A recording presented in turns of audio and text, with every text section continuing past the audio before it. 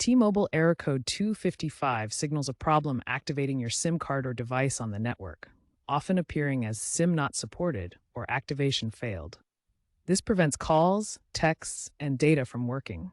The root cause is a failure in communication between your SIM and T-Mobile's network.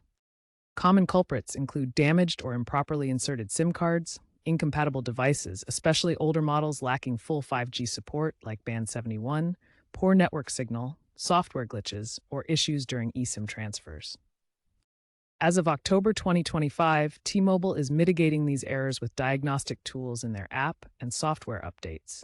However, manual fixes are still frequently needed, especially during peak activation times or in rural areas. The error itself means the device's modem can't authenticate the SIM with T-Mobile's home location register. Start by restarting your device and checking your SIM card insertion or rescanning your eSIM QR code. Next, update your device's software, including the latest iOS or Android updates and carrier settings. Try resetting network settings by dialing the code on Android or using the T-Mobile app. If issues persist, contact T-Mobile support via live chat or the app for diagnostics and possible SIM replacement.